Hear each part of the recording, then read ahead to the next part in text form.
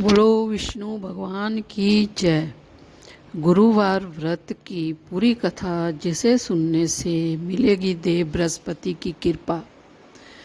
देव गुरु बृहस्पति को बुद्धि और शिक्षा का कारक माना जाता है। गुरुवार को बृहस्पति देव की पूजा करने से धन, विद्या, मान सम्मान, प्रतिष्ठा और कई अन्य मनोवांछित फल की प्राप्ति होती है। धार्मिक ग्रंथों के अनुसार गुरुवार को भगवान बृहस्पति की पूजा का विधान भी है। गुरुवार के दिन व्रत और कथा सुनने से घर परिवार में सुख समृद्धि बनी रहती है। आइए शुरू करते हैं गुरुवार व्रत कथा। कथा के अनुसार प्राचीन काल की बात है। किसी राज्य में एक बड़ा प्रतापी और दानी राजा राज करता था। वह हर गुरुवार को व्रत रखकर दीन दुखियों की मदद करके पुण्य प्राप्त करता था। परंतु ये बात उसकी रानी को अच्छी नहीं लगती थी। वह ना तो व्रत करती थी और ना ही दान पुण्य में विश्वास रखती थी। इतना ही नहीं, वह राजा को भी ऐसा ही करने से मना करती थी। एक समय की बात है, राजा शिकार खेलने के लिए वन गए। घर पर रानी और दासी थी। उसी समय गुरु बृहस्पति देव साधु का रूप धार कर राजा के दरवाजे पर भिक्षा मांगने आए।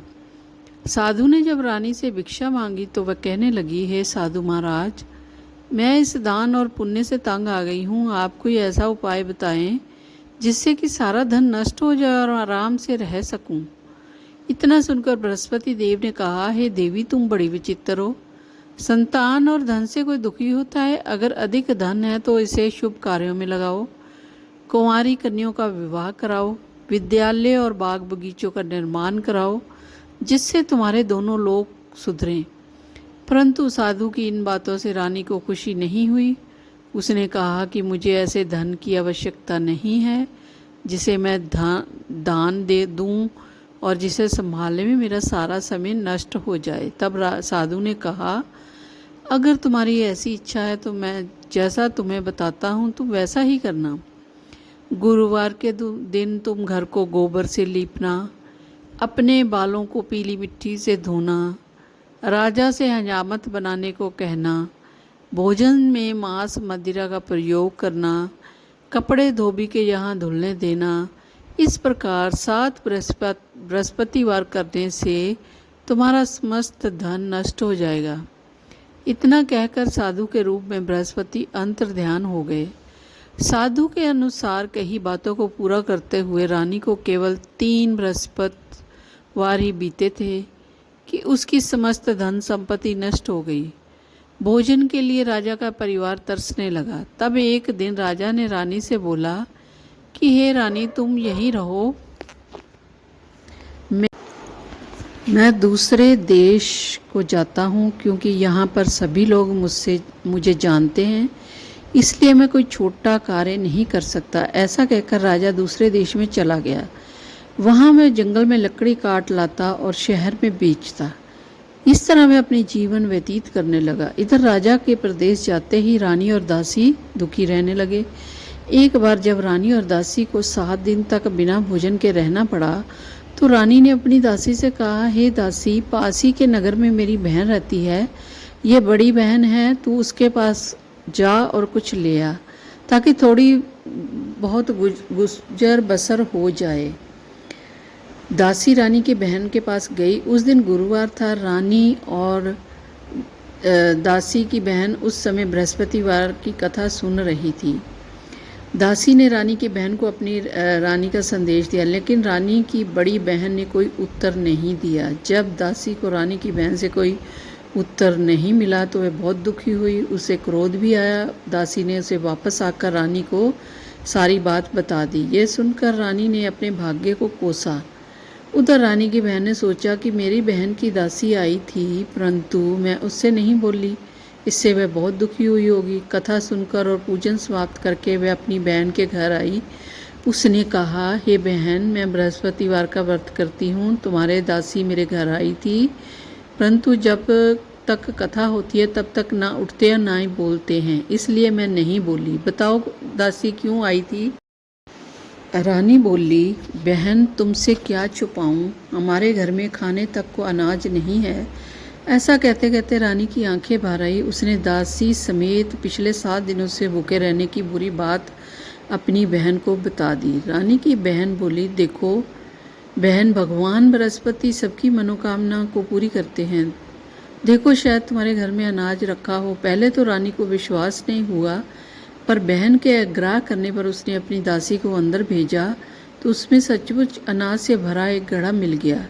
यह देखकर दासी को बड़ी हैरानी हुई। दासी रानी से कहने लगी, रानी, जब हमको भोजन नहीं मिलता था तो हम व्रत ही तो करते थे, इसलिए क्यों ना इस व्रत और कथा की विधि पूछ ली जाए ताकि हम भी व्रत कर सकें। तब रानी ने अपनी बहन से बृहस्पति व्रत के बारे में पूछा।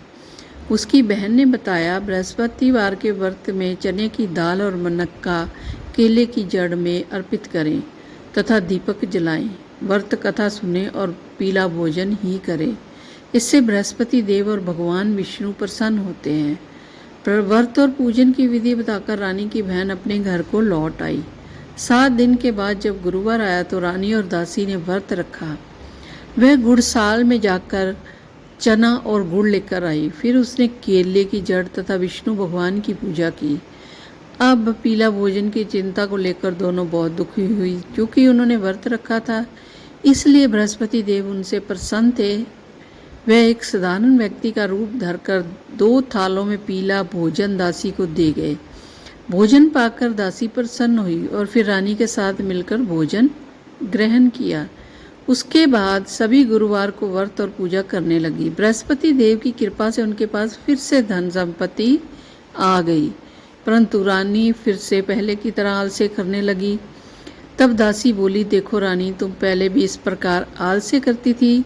तुम धन रखने में कष्ट होता था, इस कारण सभी धन और नष्ट हो गया है, और जब देव बृहस्पति की कृपा से धन मिला है तो तुम्हें फिर से आलस्य होने लगा।